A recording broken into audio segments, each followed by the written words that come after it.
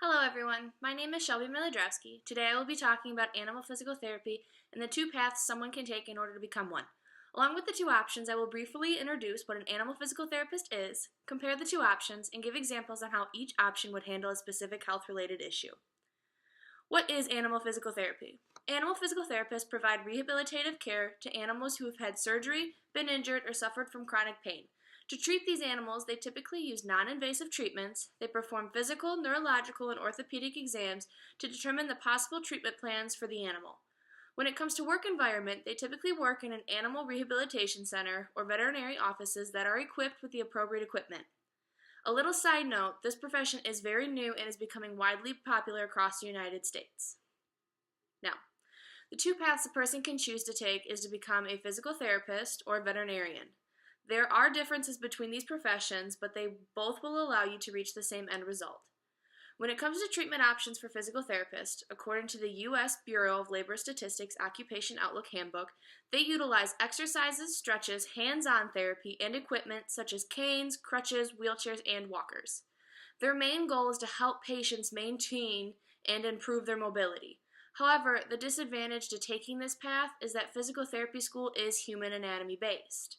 Now, when it comes to treatment options for veterinarians, according to the same source, the U.S. Bureau of Labor Statistics Occupation Outlook Handbook, they treat animals by surgery, x-ray, and ultrasound machines, and prescribing medications.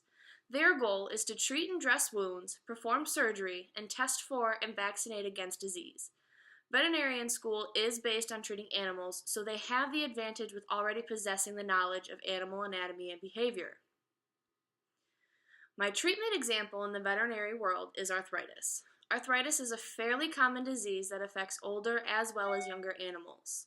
And this specific example is about treating a canine with arthritis. The main treatment option is a drug treatment plan.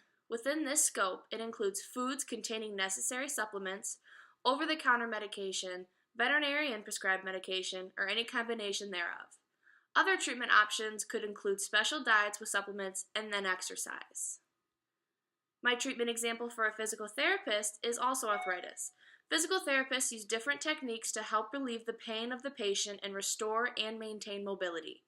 Treatment options for arthritis include exercise programs such as specific high-intensity exercise and weight-bearing activities.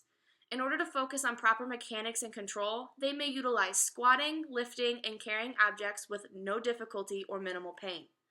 Another treatment option is to perform soft tissue and joint mobilization, which breaks up inelastic muscle tissue in the affected area. My last example is how an actual animal physical therapist would treat an animal. This example comes from a case study from the Canadian Physiotherapy Association. Pictured in the upper right corner is Hank, who suffers from osteoarthritis in both hips.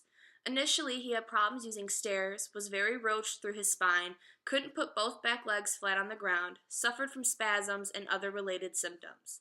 His initial treatment involved acupuncture to specific joints in his back, an exercise program that focused on hind leg strength and core control, which are listed on the slide, and pain medication. After these treatments, Hank's improvements were amazing. He had a longer stride, no issues using stairs, his spine was straight, and his feet were in a normal position when standing. Having two paths to choose from, in my opinion, is great. However, some people may see veterinary school as the better option because it will teach skills that are already focused around animal care, while physical therapy school teaches the skills on improving mobility without medications. However, the downside is that it is human anatomy based and you would need to take additional courses that transition those skills to animal anatomy and physiology.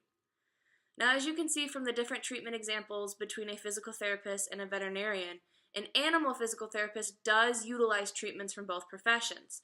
But it's important to note that the majority of the treatment options were mobility exercises and not medications. Yes, Hank did start on medication, but after 3 months he was taken off and hasn't been on any since, and continues with his exercise regimen. So which path is the better one? Well, that depends on personal preference. The end result is all the same, helping improve an animal's quality of life. Here is a list of my references. Thank you for your time.